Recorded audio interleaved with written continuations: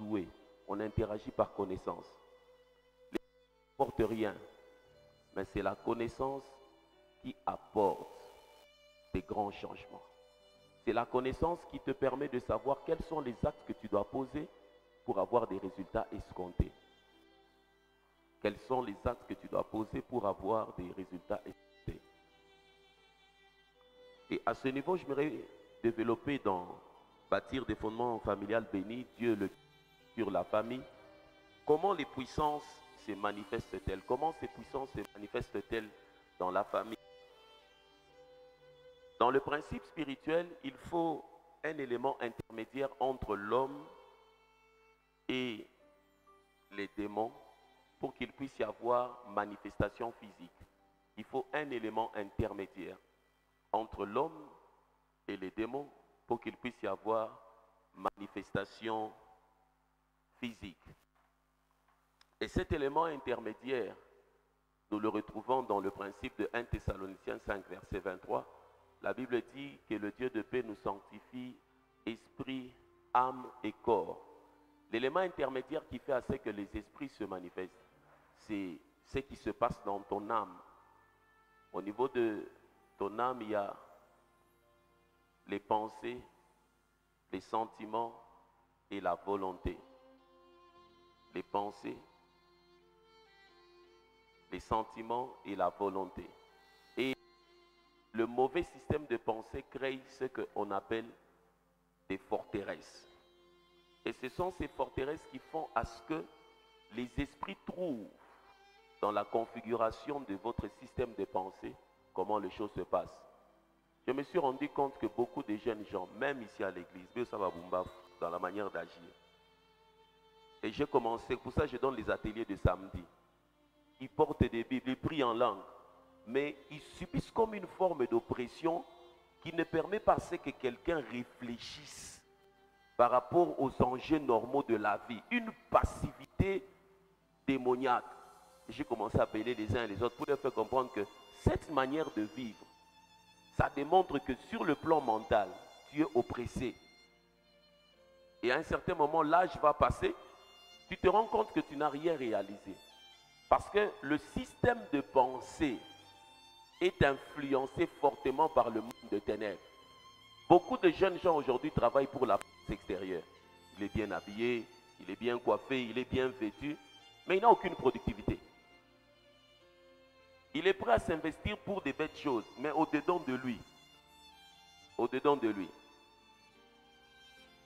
C'est au niveau de l'âme que le diable trouve ses forteresses. Et les forteresses là forment deux choses. Ces forteresses, un, séparent l'homme du plan divin et puis le réduisent à l'esclavage.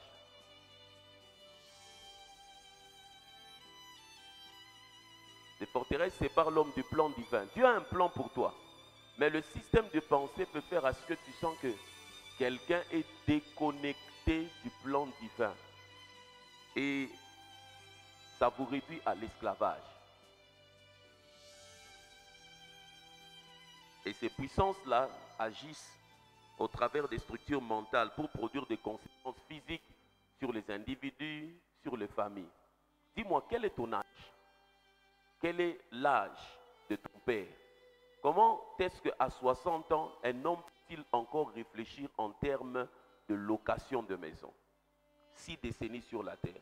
Comment est-ce qu'à 60 ans, un homme peut encore réfléchir en termes d'aller épouser une deuxième femme pendant qu'il n'a même pas encore stabilisé sa propre vie?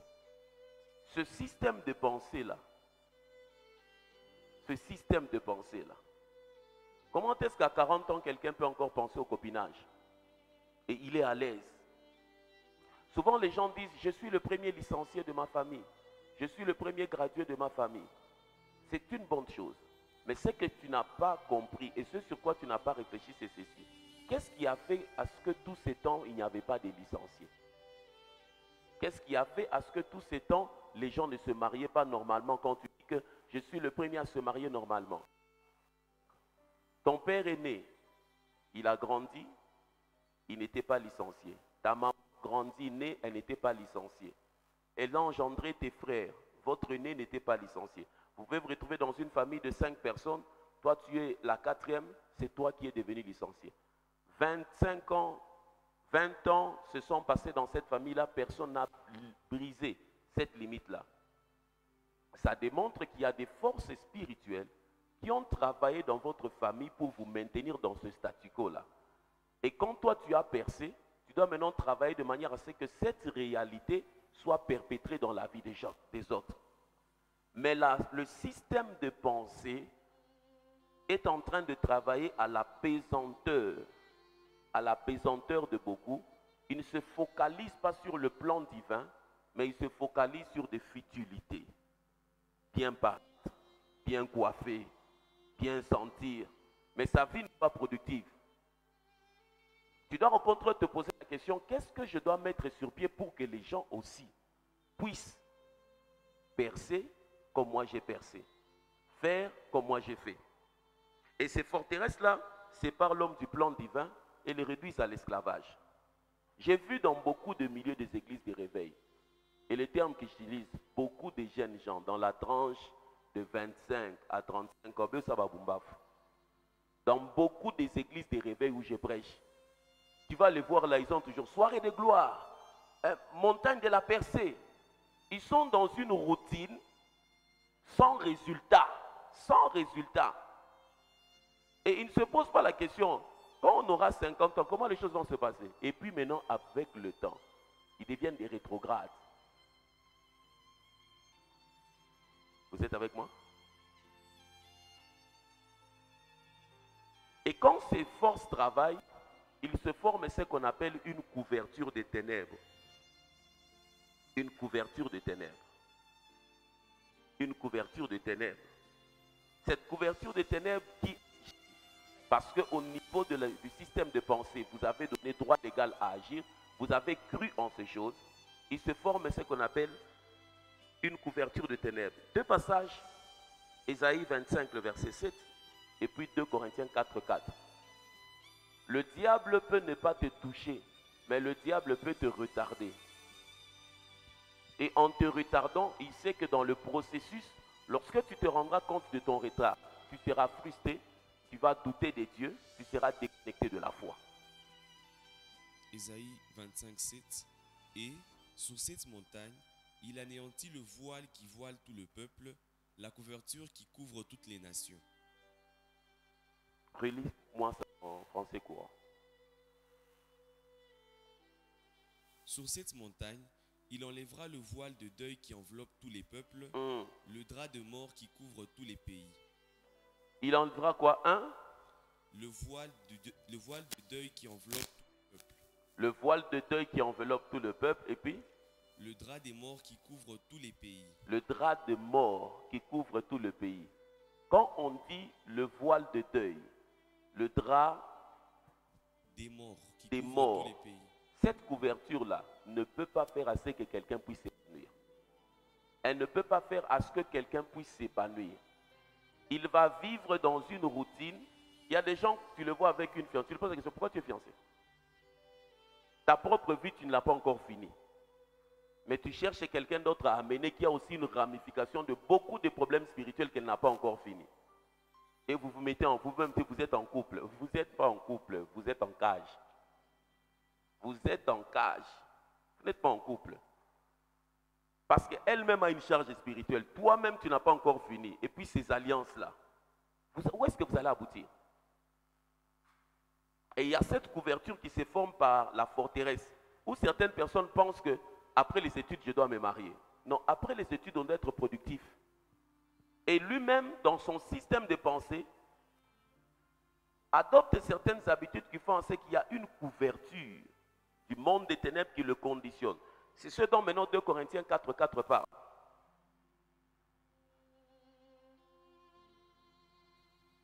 Pour les incrédules dont le Dieu de ce siècle a aveuglé l'intelligence, afin qu'ils ne visent pas briller la splendeur de l'évangile de la gloire de Christ, qui est l'image de Dieu. Dont le Dieu de ce siècle a aveuglé l'intelligence. Aveuglé l'intelligence. Les individus qui sont sous la couverture des ténèbres, les familles qui sont sous la couverture des ténèbres, les familles là, elles sont pratiquement inconscientes de l'existence de leurs problèmes.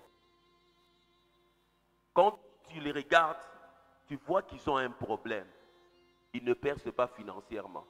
À 60 ans, leur papa vit encore dans la parcelle familiale. Et puis, il se bat même avec ses frères pour rester là-bas. Leur frère ne pense pas en termes de se marier, mais il a déjà soit 50 ans. Leur frère aîné, que leur papa avait eu avant le mariage, ou bien que leur maman avait eu avant le mariage. Ils ne sont pas conscients de leurs problèmes. C'est à ce niveau où le discernement est très important. Le discernement, c'est la capacité de voir derrière une réalité quelle est la source qui influence. Et quand tu n'as pas de discernement, tu vas vivre une vie routinière sans résultat. La routine sans résultat démontre de l'influence du monde des ténèbres. Quelqu'un qui va chaque jour au travail, mais ça ne le produit rien. Quelqu'un qui est chaque jour en train d'aller au marché, mais ça ne le produit rien. Une routine sans résultat démontre de l'influence du monde des ténèbres. Quel est l'état de vos familles? Est-ce que vous êtes conscient des problèmes qui sont en train de sévir dedans? Et si vous n'êtes pas conscient, c'est-à-dire que vous n'opérez pas dans le discernement. La Bible dit une chose dans Job 37, le verset 19.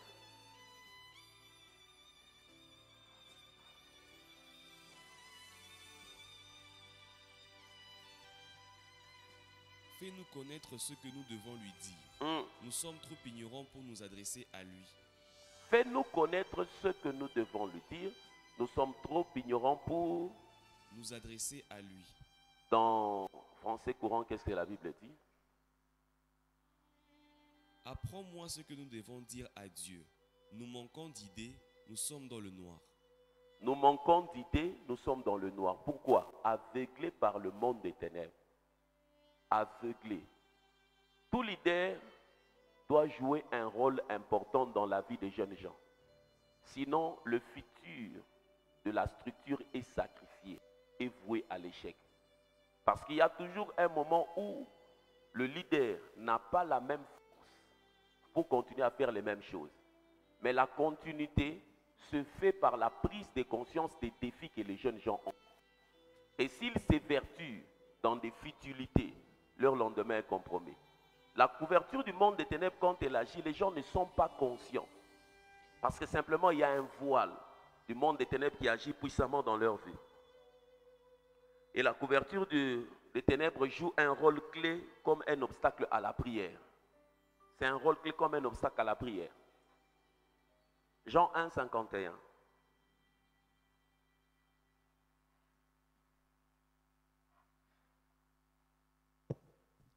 Jean 1, 51. Et il lui dit, en vérité, vous verrez désormais le ciel ouvert et les anges de Dieu monter et descendre sur les fils de l'homme.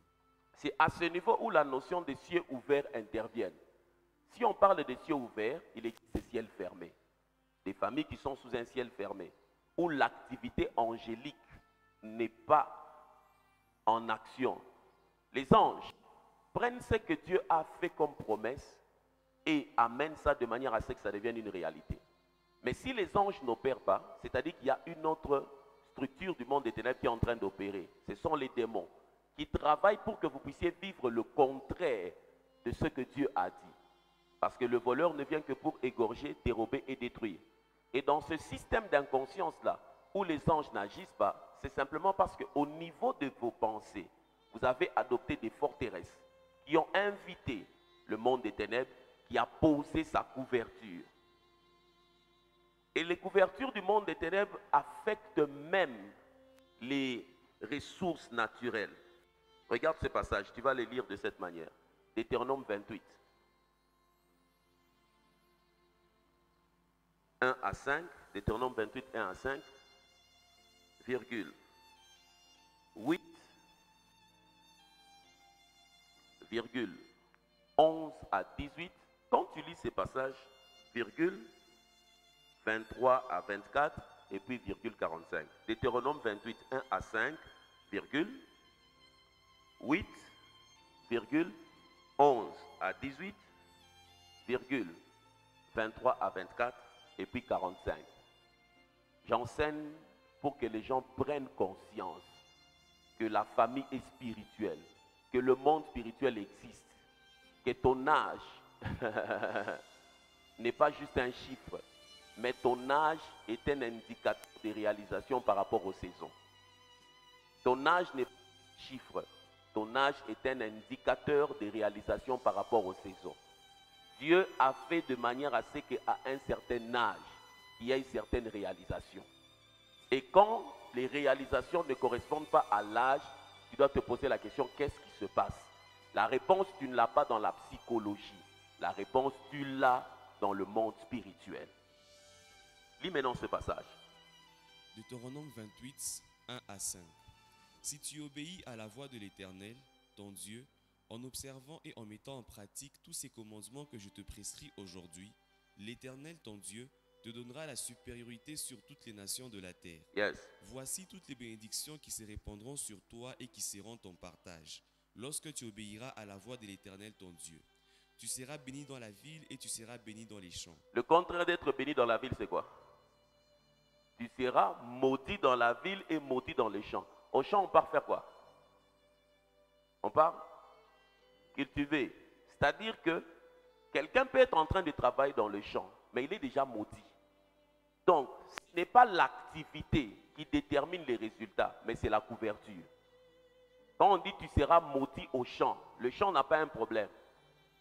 Que tu sois au champ, que tu sois dans la ville de Lubumbashi, mais toi tu es déjà maudit. Et cette ville-là ne peut pas produire le meilleur pour toi. Le champ, c'est aussi symbole de l'emploi. Le champ, c'est symbole de l'emploi. Tout le monde se retrouve dans votre travail, mais toi, quand tu es là, tu ne te retrouves pas. Parce que simplement au-dessus de toi, au-dessus de votre famille, il y a cette couverture de malédiction. Le fruit de tes entrailles, le fruit de ton sol, le fruit de tes troupeaux, les portées de ton gros et de ton menu bétail, toutes ces choses seront bénies. Ta corbeille et ta huche seront bénies. Là, on parle de bénédiction, les fruits des entrailles. Donc, il y a des fruits des entrailles qui peuvent être maudits. Fruits des entrailles, c'est quoi? Fruits des entrailles, ce sont les enfants. Mais la Bible dit ils peuvent être soit bénis, soit maudits.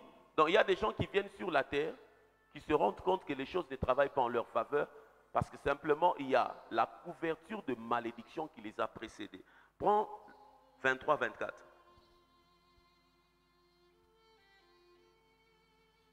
Le ciel sur ta tête sera d'airain, et la terre sous toi sera de fer. L'Éternel enverra pour pluie à ton pays de la poussière et de la poudre. Il en descendra du ciel sur toi jusqu'à ce que tu sois détruit. L'Éternel te fera battre par tes ennemis.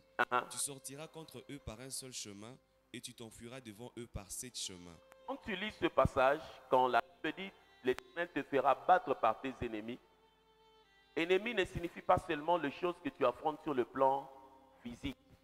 Ennemi signifie aussi ceux qui s'opposent à toi sur le plan spirituel. Le sorcier se trouve du côté de tes ennemis. Le magicien se trouve du côté de tes ennemis. Tout celui que tu rencontreras en opposition vaincra ta vie, non pas parce que tu es faible, mais parce qu'au-dessus de toi, la malédiction s'est imposée. Et elle conditionne même tes résultats en termes de bataille, en termes de productivité, en termes de maternité, en termes de fertilité. Aucun domaine de la vie de l'homme n'échappe à la réalité de l'influence spirituelle. Vous y êtes? Aucun domaine. Le verset 45. Toutes ces malédictions viendront sur toi, elles te poursuivront et seront ton partage jusqu'à ce que tu sois détruit, parce que tu n'auras pas obéi à la voix de l'Éternel ton Dieu, parce que tu n'auras pas observé ses commandements et ses lois qu'il te prescrit. Lise en ces courants. Elles te poursuivront. Vous savez le batassé en ligne? Meshigi, batassé? Itakufuata.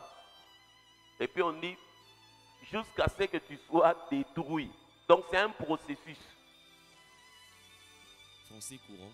Tous ces malheurs s'abattront sur vous et s'acharneront contre vous jusqu'à ce que vous soyez exterminés, parce que vous aurez refusé d'obéir au Seigneur votre Dieu et d'observer les commandements et les lois qu'il vous ordonne de mettre en pratique. Vous serez exterminés. Exterminés, c'est-à-dire vous allez quitter la terre. On ne parlera plus de l'histoire de votre famille.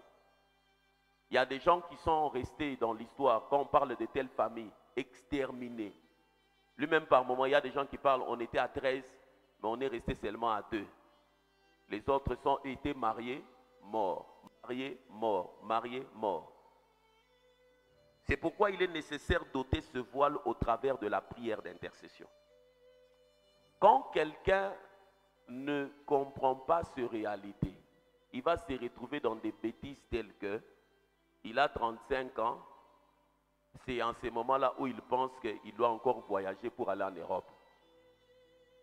Lui-même s'est dit que je suis en train de me battre pour aller en Europe. Ici au Congo, tu n'as rien fait. Pendant 3 décennies et 5 ans. Tu vends tout pour aller en Europe, tu vas aller faire quoi? Les gens pensent que quand il arrive à l'aéroport, seulement comme ça, l'Europe, paf, l'argent tombe comme ça. Et puis il commence à ramasser. Lui-même, la conscience de la vie. Il faudrait que tu puisses t'asseoir. La Bible dit, celui qui réfléchit sur les choses trouve le bonheur. Regardez ton âge et tes réalisations. Et découvrir quelles sont tes oppositions. Âge et réalisation et analyser les oppositions. Le domaine dans lequel tu sens l'opposition, où tu as cherché à résoudre et tu n'as pas trouvé, c'est-à-dire que dans le spirituel, tu n'as pas encore eu la clé qu'il faut. Et si cette opposition est perpétrée de manière familiale, c'est-à-dire que c'est une réalité qui est soutenue par des démons, par des esprits de manière générationnelle. La première clé que je vous donne, c'est que vous devez vous lever comme des intercesseurs intentionnels. Parce que ce que toi, tu n'as pas vaincu dans votre famille va constituer un capital d'héritage spirituel pour la vie de tes enfants. C'est à ce niveau où il faut comprendre le mot génération. Le mot génération. Un grand mot dans la Bible. Le mot génération se retrouve 700 fois dans la Bible. 700 fois.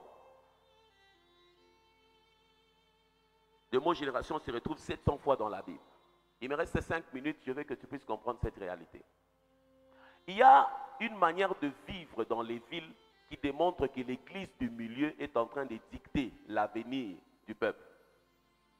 Quand les églises ne fonctionnent pas avec la compréhension spirituelle des faits, l'église garde une routine, mais qui fait à ce que les gens soient toujours captifs. Les gens viendront à l'église par habitude et non par engagement. Ils viennent juste par habitude, dimanche, ils sont là, tout ça. Mais dans leur vie, il n'y a aucun changement. Et il faut comprendre le mot génération. Dieu, le culte, la culture, la famille, ça se trouve dans l'ensemble du mot génération. Dans la pensée de Dieu, la première des choses, dans la pensée divine, la vie d'un homme ne se limite pas aux années qu'il passe sur cette terre. Dans la pensée de Dieu, la vie d'un homme ne se limite pas aux années qu'il passe sur la terre. Ta vie telle qu'elle est là, elle ne se limite pas aux années que tu passes sur la terre. C'est-à-dire, l'impact de ta vie va au-delà du nombre d'années que tu as passées sur la terre. C'est la première des choses. Soyez très conscients. Dans la pensée divine, la vie d'un homme ne se limite pas au nombre d'années qu'elle passe sur la terre. Deuxièmement, Dieu considère une personne, quand Dieu considère une personne, il la voit depuis ses ancêtres jusqu'à sa descendance. Quand Dieu te regarde comme ça, il te voit d'abord d'où tu es venu, c'est arrivé chez toi, et puis là où ça va partir.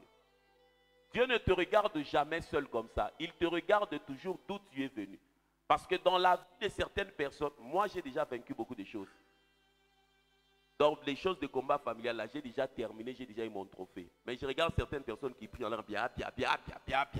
Tu sens que quand tu le lis sur le plan spirituel, j'ai dit à certains petits, le zèle que vous avez de tenir des ministères, et que toi-même, quand on te regarde comme ça sur le plan spirituel,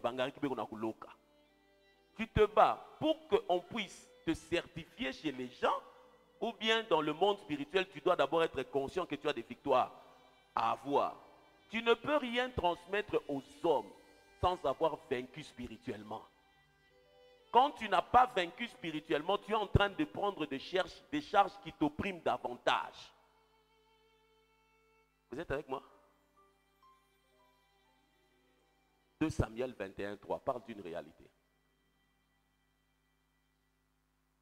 Dans 5 minutes, on va prier. Lève-toi comme un intercesseur. Prends des moments de jeûne et prière. 2 Samuel 21:3. David dit aux Gabaonites, que puis-je faire pour vous et avec quoi ferai-je expiation afin que vous bénissiez l'héritage de l'Éternel? Commence à partir du verset 1er. Du temps de David, il y eut une famine qui dura 3 ans. Il y eut quoi? Une famine qui dura 3 ans. David chercha la face de l'Éternel et l'Éternel dit, Ça, c'est un homme qui réfléchit. c'est à... Vous ne pouvez pas vivre des choses 1 année, 2 ans, 3 ans, mais personne ne se dit, je dois d'abord prier pour voir qu'est-ce qui ne va pas. Et l'Éternel dit, c'est à cause de Saül et de sa maison sanguinaire, c'est parce qu'il a fait périr les Gabaonites. David n'était pas là. Il a hérité. Dis avec moi héritage. C'est la puissance de ce qui se passe dans les générations. Le roi appela les Gabaonites pour leur parler. Les Gabaonites n'étaient point d'entre les enfants d'Israël, mais c'était un reste des Amoréens. Les enfants d'Israël s'étaient liés envers eux par un serment, et néanmoins Saül avait voulu les frapper, dans son zèle pour les enfants d'Israël et de Juda. David dit aux Gabaonites, que puis-je... Ils s'étaient liés par quoi? Par un serment. Lis la partie de serment en français courant. Quand tu comprends ces choses, tu ne peux pas vivre une vie passive, sans travail sur le plan spirituel. Tu ne lis pas la Bible, ma soeur. Tu ne jeûnes pas, tu attends que le jeûne se passe à l'église. Non, tu es un sacrificateur établi dans une famille qui doit exercer un sacerdoce vrai. Puis le diable peut vous laisser le travail. Mais le mariage, les gens ne se marient pas. Et dans ces familles-là, tu vas voir des filles intelligentes qui ont l'argent, qui peuvent payer des véhicules, mais qui ne peuvent pas se marier. Qui ne peuvent pas se marier. Parce que dans la configuration du monde des ténèbres, chaque personne a une écriture génétique, spirituelle, sociale. Et le mot génération, il est très, très, très capital. Prenons ces 2 derniers passages et nous allons prier alors. Lesquels? Ce passage m'a toujours beaucoup fait réfléchir. C'est celui de Hébreux 7, 9 à 10.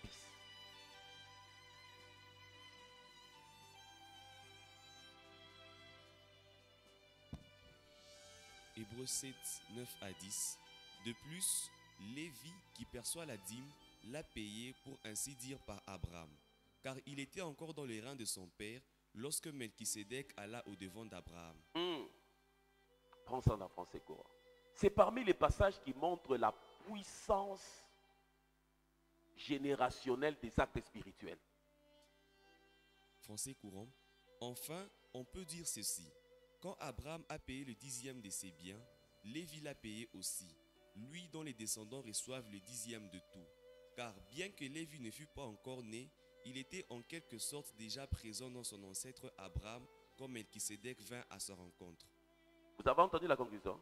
Bien que Lévi n'était pas encore né, mais il était présent. Il était en quelque sorte déjà présent dans son ancêtre Abraham quand Melchisédek vint à sa rencontre. Il était déjà présent. Dans ce passage, on parle d'un décalage de 75 ans.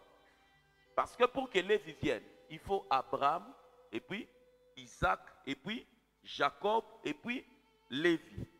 Donc, Lévi, c'est l'arrière-petit-fils d'Abraham. Il est de la 3e génération. Si on transpose ça dans la compréhension sociologique, pour qu'il puisse y avoir ce mouvement, il faut un écart de 25, 25, 25. 3 fois 25, ça fait 75 ans. Quand Abraham se présente en face de Melchisédek, il ne savait pas que dans ses entrailles, il y avait quelqu'un du nom de Lévi. Mais la Bible dit que Lévi, lui, percevait déjà cette dîme-là parce qu'il était dans les seins d'Abraham. Ta légèreté, telle que tu es assis là-bas, fait à ce que dans tes entrailles, il y a des personnes qui subissent. Et l'homme tel qu'il est là, on ne le voit pas seul. Dieu, quand il regarde, l'homme est comme un arbre. Un arbre. D'où tu viens? Où est-ce que tu es en train de partir? La véritable partie de l'arbre qui influence sa vie, ce sont ses racines. Ce sont ses racines. Et quand tu n'as pas corrigé ces racines-là, tu es en train de subir juste ce que les autres ont laissé. Comme David se retrouve pendant 3 ans de sécheresse. Il n'a rien fait pour ça. Il est sur le trône, mais il n'arrive pas à expliquer les facteurs de non-productivité. Établi sur le trône, c'est comme quelqu'un qui a tout ce qu'il faut pour se marier, mais il n'arrive pas à se marier. Quelqu'un qui a tout ce qu'il faut pour montrer un business, mais il n'arrive pas. Quand tu as tout ce qu'il faut dans le matériel pour faire vivre une réalité, tu as tout ce qu'il faut pour te marier, tu as tout ce qu'il faut pour avoir des enfants, tu as tout ce qu'il faut pour monter un business matériellement, mais ça ne se passe pas. C'est-à-dire que la cause n'est pas physique, elle est spirituelle. Et tu dois rentrer intentionnellement dans le spirituel pour corriger ça. La première des choses, c'est ce que j'insiste, la pratique de l'intercession. La pratique de l'intercession nous donne accès à la connaissance spirituelle et active le discernement.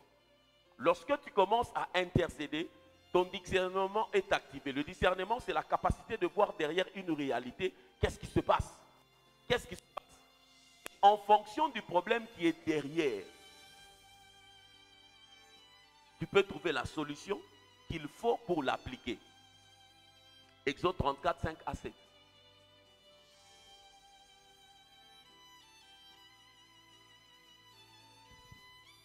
Exode 34, 5 à 7. L'Éternel descendit dans une nuée, se tint là auprès de lui et proclama le nom de l'Éternel. Yes. Et l'Éternel passa devant lui et s'écria: L'Éternel, l'Éternel, Dieu miséricordieux et compatissant, lent à la colère, riche en bonté et en fidélité, qui conserve son amour jusqu'à 1000 générations, qui pardonne l'iniquité, la rébellion et le péché, mais qui ne tient point le coupable pour innocent, et qui punit l'iniquité des pères sur les enfants et sur les enfants des enfants jusqu'à la 3e et à la 4e génération. L'une des définitions de Dieu, Dieu est un Dieu générationnel. Si Dieu est un Dieu générationnel, le diable aussi est un combattant générationnel. Parce que toutes les réalités dans lesquelles Dieu s'impose, le diable s'y oppose. Quand Dieu se présente comme étant en train d'agir de manière générationnelle, le diable aussi doit travailler de manière à ce que générationnellement les gens ne croient pas que Dieu les soutient. C'est d'où vient la notion de forteresse, pensée, forteresse, action, qui donne place au diable. Deutéronome 7, le verset 9.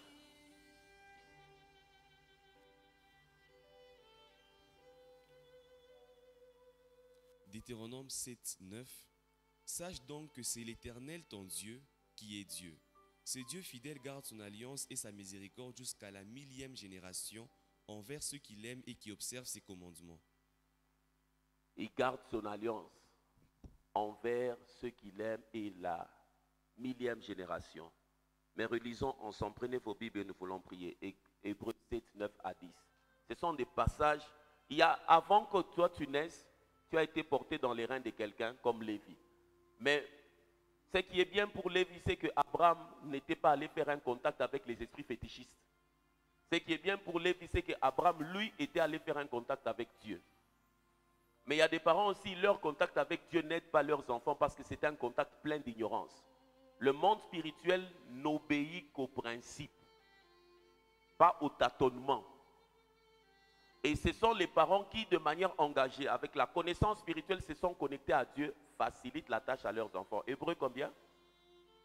7, 9. J'aimerais que tu ouvres ta Bible et que tu lises avec moi ce passage.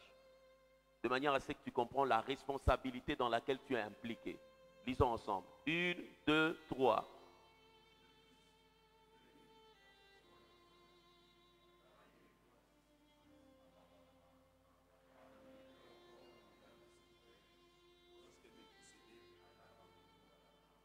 Il était encore où? Dans les reins. Au-dedans de toi, tu n'es pas encore marié. Tu portes quelqu'un qui sera. Tu portes des gens qui seront affectés. J'aimerais qu'aujourd'hui, le temps que nous allons passer en prière, chacun puisse prier pour sa progéniture. Et si tu as des enfants déjà qui sont sortis des terrains, prie pour eux. Vous y êtes? Incline-toi un peu en prière. Il y a des gens qui ont été portés dans les reins d'un ivrogne. Et quand il est venu dans les reins d'un polygame, la polygamie est en train de le réclamer parce que l'autoroute de la vie de l'homme, c'est le sang. Le sang contient des informations qui imposent une vie à quelqu'un. Voilà pourquoi Jésus est venu nous racheter du sang. Pour que l'autoroute charnelle, démoniaque, soient sanctifiés par la puissance de son sang. Quand tu fermes les yeux aujourd'hui, ne prie pas pour une autre chose. Que la fréquence de l'intercession soit activée sur la progéniture. Je porte sûrement un Lévi dans mes entrailles. Je porte des gens dans mes entrailles.